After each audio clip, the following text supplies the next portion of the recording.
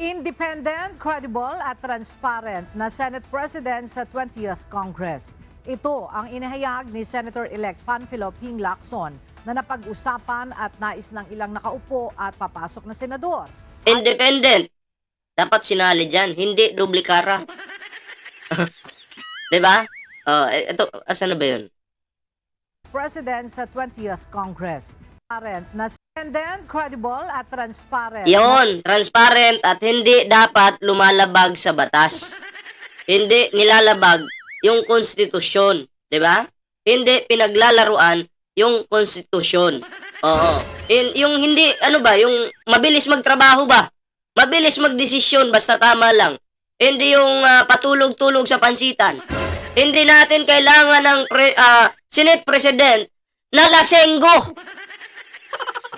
Alam mo, okay lang naman maglasing ka pero kung meron kang, kung Senate President ka, abay naman, mahirap yan. Si Ballpoint man, lasenggo to pero hindi naman ako Senate President. Ano na? Hindi po natin kailangan yun Hindi natin kailangan ng lasenggo. Okay, tuloy. Na Senate President sa 20th Congress. Ito ang inihayag ni Senator-elect Panfilo Ping Lacson na napag-usapan at nais ng ilang nakaupo at papasok na senador. Ang tanong, sino kaya ang magiging Senate President? Oo, yung susunod ba? Ano sa tingin nyo? Magbigay nga kayo ng idea. 'Di ba? Sino kaya? Yung hindi bias Hindi bias, yung nasa gitna lang. Kasi pag sinabi mo yun namang Marcoleta, bias naman yun manlilil lang yun. Marites Kalibuwag, shoutout po sa iyo Hindi natin kailangan ng bias, dapat yung nasa gitna lang. 'Di ba? Hindi natin kailangan ng bulldog. Okay? Tito Sen, oo, pwede kasi si Tito Sen po ay grabe, no? May experience na po 'yan. 'Di ba? Hindi natin kailangan ng bulldog po. Hindi natin kailangan ng bulldog sa Senado na magiging Senate President. Gemma Sikwat, shoutout po Ballpoint, si Soto o Lacson. Yes, kasi ang dalawa po na yan ay talagang batikan or kumbaga veterano na. Diba? Pag sinabi mong Marcoleta, veterano din po yan sa panlilin lang. Diba? Dapat nga makulong yan si Cheese. Hindi naman siguro, pero malay natin. Kung may mga kaso ba yan, no?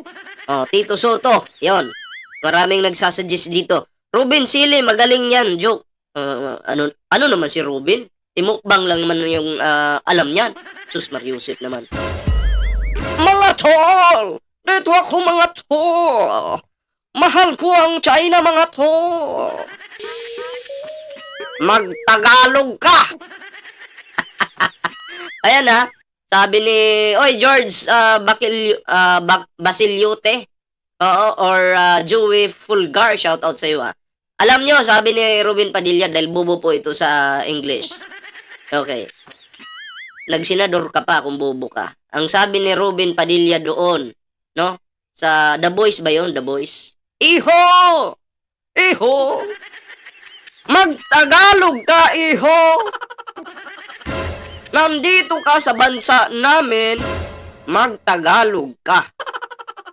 Okay yun. Agree ako doon kay Ruben Padilla. Kasi Pilipinas Got Talent nga 'di ba? Okay yun.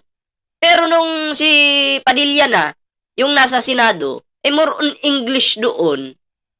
'Di ba? Sabi mo Ruben Padilla, oy, Tol Dinsebol TV 2.0 shoutout. Sabi mo Ruben Padilla doon sa Koreano ba yun? Oo. Iho, magtagalog ka dahil nandito ka sa aming bansa.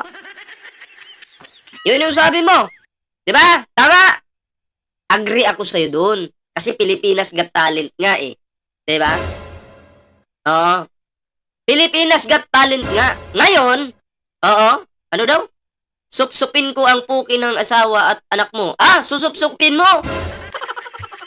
Susupsupin mo! Ay, naku po. Kawawa ka naman, Honda Vega. Siguro ang pangit mo. Kasi manunupsup ka ng iba. 'Di ba? Wala ka bang masupsup dyan? Siguro ang pangit mo. 'Di ba? Pati buong pamilya mo, simulan mo sa nanay mo, anak mo na pukpok, okay? May anak ka ba? Mukhang wala eh. Pero yung nanay mo, alam ko pukpok. 'Di ba? Oo, pinutok ka lang ng nanay mo sa kanal. Pinutok ka lang ng nanay mo sa kanal. Yun yung totoo dyan. 'Di ba? Kaya yung utak mo, apektado na rin. Manunupsop ka. Pulubi ka lang. Aba, hampas lupa ka lang, manunupsop ka. Putang ina. Kung ako yan, anak ako, pinutok lang ako sa kanal, tapos iba-iba yung tatay, nakakahiya yan. Siguro mumurahin ko yung nanay ko. Sabihin mo sa nanay mo, sabi ni Bullpoint Man, putang ina ng nanay mo. Ha? Kung ang nanay mo may sakit ngayon, putang ina, pagdusahan niya yan. Dahil yung nanay mo makate, yung puki. Diba? Puk-puk yung nanay mong animal na yan.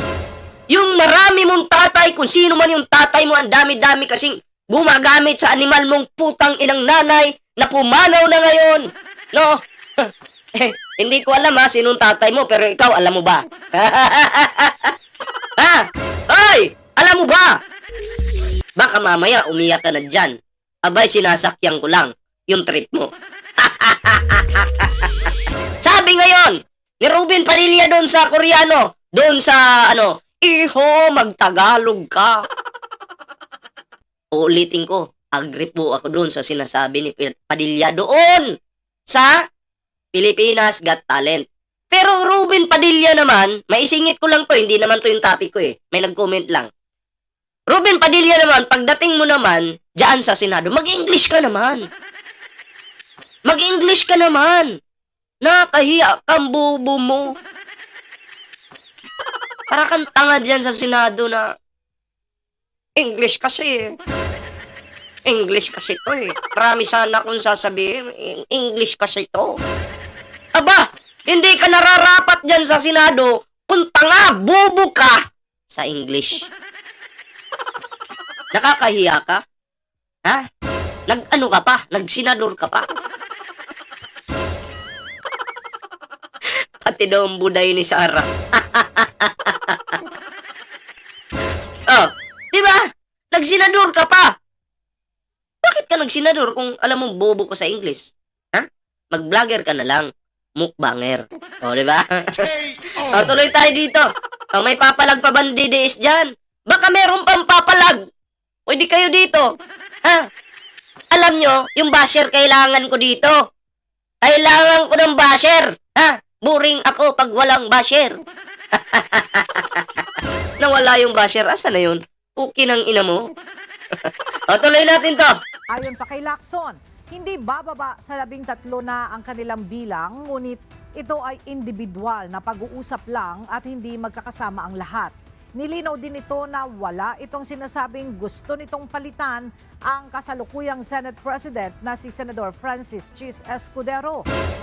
Maniwala ba kayo daw na ayaw niyang palitan? Siyempre, kumbaga, kahit ako ngayon, bigyan ko kayo example.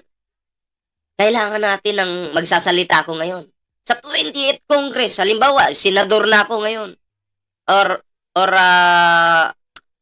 kumbaga, kongresista. Okay. Pag nagpalit ng mga senador, nagpalit ng mga kongresista, o halimbawa, si Senador Bullpoint Man, pagsasalita, ay kailangan natin, no?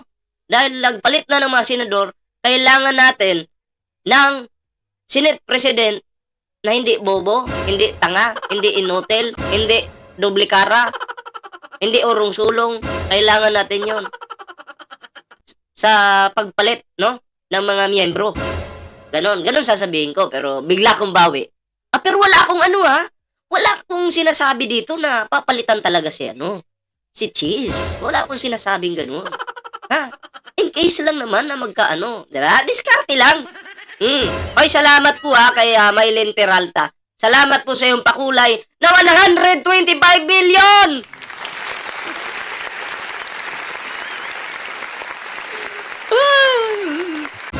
Gagastusin ko po yan sa loob ng 11 days.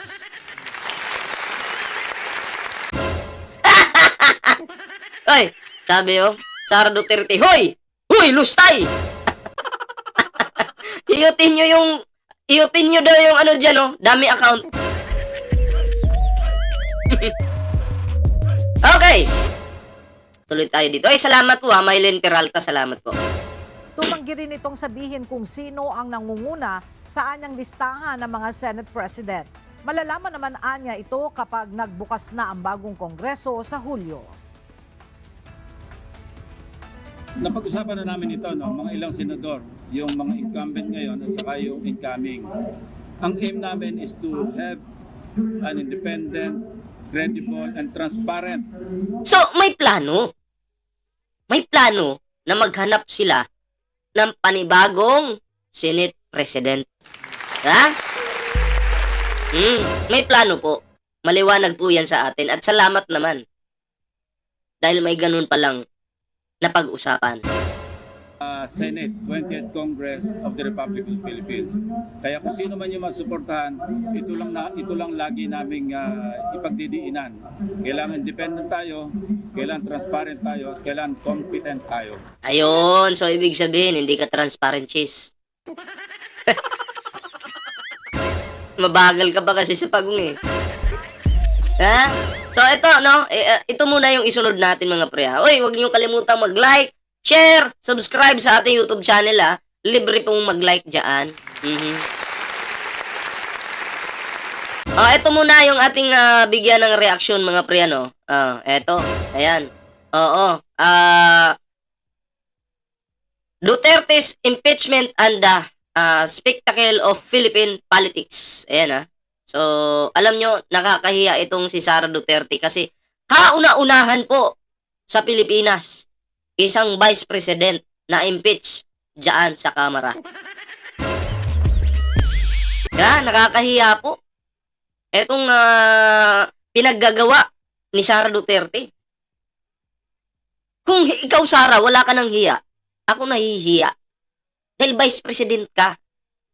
Anong iisipin ng mga ibang bansa sa atin? Hala, first time in the history. Sabi ni Oscar Leto Lawadin, sabog ka pala bro. Alam mo yung sabog, yung pukpok mong asawa. Ha? Oscar Leto Lawadin, utang ina ng asawa mo. Dahil yung asawa mo, ha, pakangkang dyan sa Cubao. Pati anak mo, nagpapakantot. Okay? Oscar Leto Lawadin, ikaw puro trabaho yung ginagawa mo. Pero yung putang inang asawa mo, nagpapakantot. 10 lalaki sa loob ng isang araw. Siyempre yung anak mo, maliit pa yung puke, 5 lalaki lang sa isang araw. Pag uwi mo, wasak na yung puke ng nanay mo, ng anak mo, at ng asawa mo. Diba? Sinong sabog? Pamilya ko? Ako? O yung pamilya mo? Hey, mag-comment ka ba? Iparinig mo ito. Screen record mo ito. Iparinig mo sa putang ina mong asawa at pukpok mong anak. Ha? Iparinig mo. Sabihin mo, anak, tingnan mo itong ballpoint man. Si bro. Binababoy ka nito, nang gigigil na si Papa dito. Sabihin mo. Sige na. Huwag kang mahiya. Hindi to AI itong mukha ko. Ako to, oh.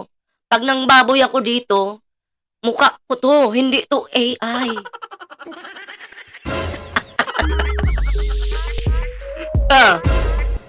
Ang Sara Duterte mo, talaga namang isang malaking kahihiyan dito sa Pilipinas. Diba? Isang malaking kahihiyan. Ayan, oh. Sara Duterte become the first vice president impeached after 240 lawmakers back complaints of fund misuse. Ayan, sinasabi naman ng mga kampo ng kampo ng mga Duterte na daw, baya daw po yung mga kongresistang pumirma. Oo, yun yung kanilang depensa. At yung mga sinishare po nila sa social media, alam na naman po natin ngayon na madali na lang pong gawin yun. Madaling mameke ngayon. Para lang may mailabas kang content sa mga channel nyo, gagawa ka ng fake. May mga grupo po yan eh. Sino yung leader? Bali-balita ko, mga inchik. Kaya, mga inchik ba? Sila yung gagawa, iko-content ng vlogger, pakalat ng mga mali impormasyon. Ganun. Di ba? 240 lawmakers. Ngayon, tingnan nyo, si House Speaker Martin Romualdez, siya pa rin ang nagustuhan ng mga kongresista. 200 plus ng mga kongresista, bago at luma, nagustuhan po si House Speaker Martin Romualdez. Gusto nila na siya pa rin yung House Speaker sa 20th Congress. Diba? Huwag niyo sabihin, bayad din yung mga yon. Bayad din yung mga yon. Huwag niyo sabihin, bayad din. Yun naman yung mga diskarte nyo eh. Bayad ito, bayad ito, bayad ito. Puro kayo bayad. Magtatanong nga kayo sa akin eh. Hoy, bayad ka, bullpoint man. Magkano yung binayad sa'yo? Abay, alam mo palang bayad ako eh. Bakit mo ako tatanungin? Gusto mo ako pa magbigay ng ebidensya sa'yo? Maghanap ka. Patunayan mo. Ha? Ang gusto ko lang naman dito, pagkakitaan ko lang yung issue ni Digong. Ha? Gusto ko itong gawing source of income. Issue ni Digong. Pagkakitaan ko yan. Gusto ko eh. Masarap ba? Masarap ba o masakit? Sa akin, masarap pagkakitaan si Digong. Pero sa inyo, masakit. Ay, shoutout po sa lahat ha. Di ko kayo maisa-isa dyan. Pero yan ha. Isang malaking kahihiyan po ang ating Vice President talaga. Ang dami yung mga di umano'y panunuhol, 'di ba? At yung mga pagbabanta, mga kayabangan. Yung panunuhol kasi ano yan eh. Impeachable talaga yan. Yung mga pagbabanta, lalo na't Vice President ka. Oo. Ha?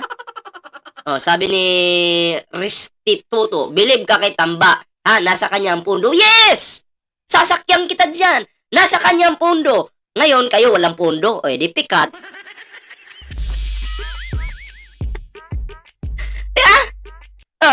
Pikat, ito. Wala kayong pondo? Ito sa inyo.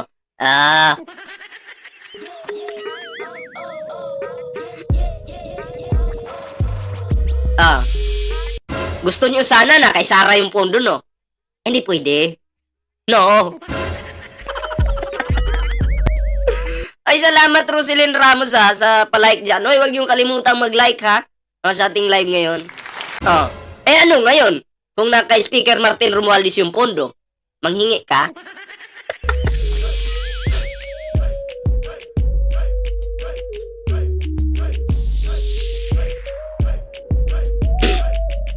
Sabi niya, ipipin ko to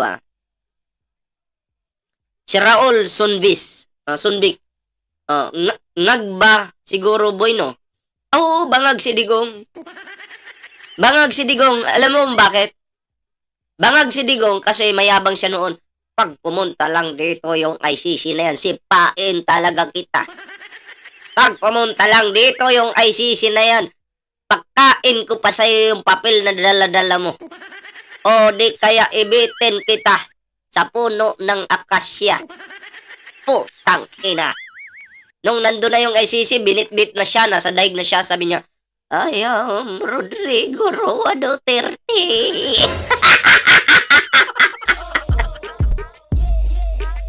Ay nako, asan yung yabang? Mahangin ka pala.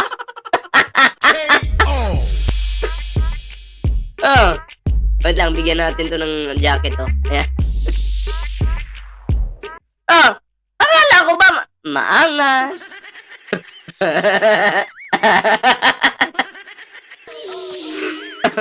Aba, siya pala yung binitin doon.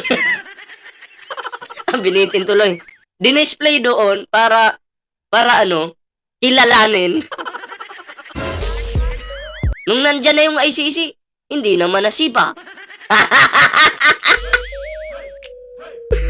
Ay, shoutout kay The Action Man support po natin yan.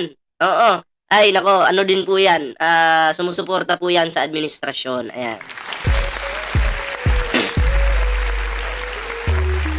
So, ito na mga pre, isunod na po natin itong next topic natin. Asan na ba yun? Okay. Alright. Ito. Yan.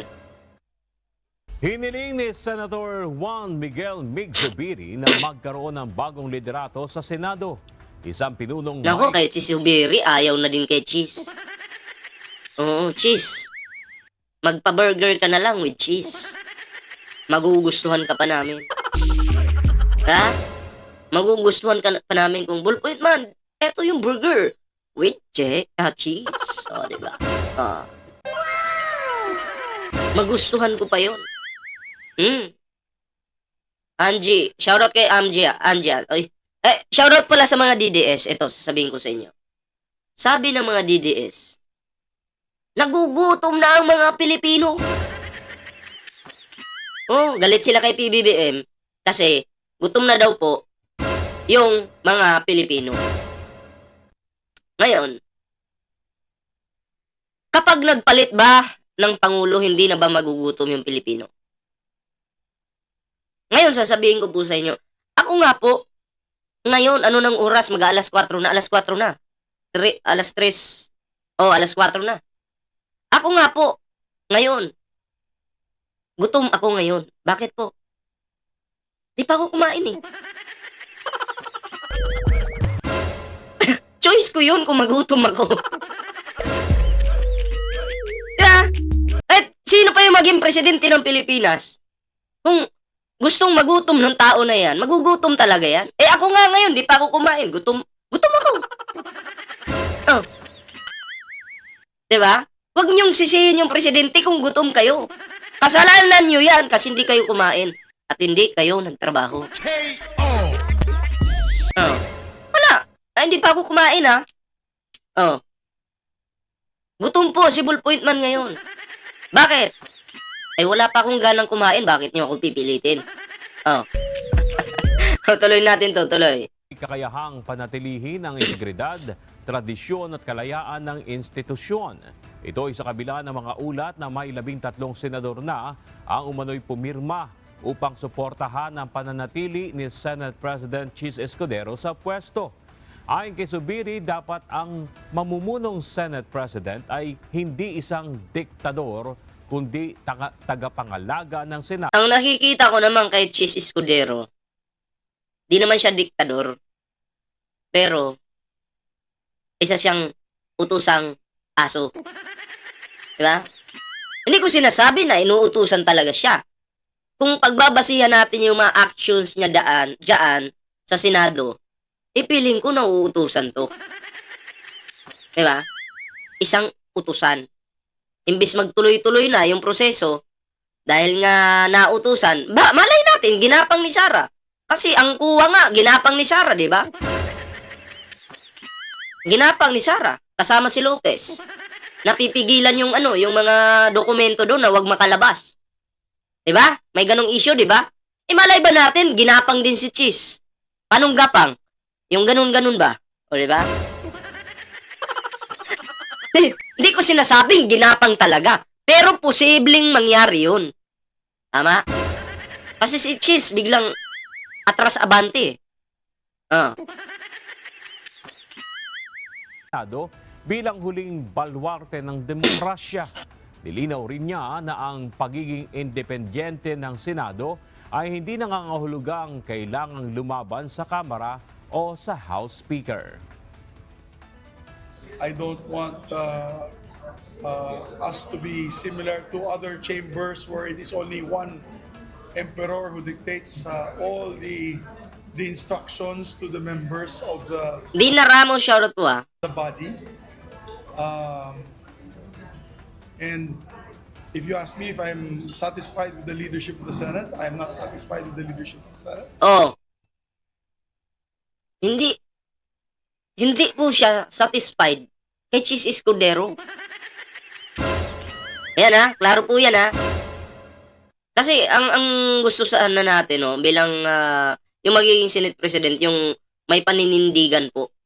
'Di ba? May paninindigan, hindi utusan. Mahirap kasi pag magkaroon tayo ng Senate President na utusan. 'Di ba? Or pagpalagay nating doble kara. Hindi naman one-sided si Chis, hindi naman. Kaya nga lang, doble kara. Diba? So I'm open to supporting other candidates for Senate presidency. Ibinahagi rin ng mambabatas na kabilang siya sa tinagurian nilang veteran bloc sa Kamara kasama sina Senators Loren Legarda, Vicente Tito Soto III at Panfilo Ping Lacson. Ayon kay Zubiri, si Soto ang nauna nilang isinusulong na muling maging tagapangulo ng Senado. Yun! Kung kayo po yung tatanungin, okay ba sa inyo si Tito Soto? Kung ako po, okay kasi veterano di ba? Veterano. Kaya palitan na yan si Cheese. Gusto natin sana yung... si Cheese alam ko matalino Kaya nga lang, natatalo siya dun sa yung malay natin nautusan, di ba? Napag-utusan lang. Makontento kayo sa sahod nyo, wag kurakot. Maraming kurakot sa Pilipinas, di na maiwasan yan. Lalo na yung mga Duterte. Diba? Kurakot ang mga Duterte. Tingnan nyo yung ari-arian nila, dami Dami. Tapos sasabihin ni Digong, pulubi lang daw siya. Isang malaking kalukuhan yan, di ba? Yes! Po, okay na okay. Si Tito Soto. Yan Okay, salamat po kay Shirley Fernandez. Salamat po sa iyong pakulay na 125 million. Uubusin ko po ito sa loob ng 11 days. So, ngayon mga pre, ayan na, next topic po tayo huwag niyong kalimutan mag-like, share, subscribe sa ating YouTube channel mga pre Ayan. Para marami pang mabuisit ng mga dotay. Siyempre, meron din po tayong dyan, TikTok, may Facebook po tayo. Ayan pwede po kayong mag-follow dyan. Ayan.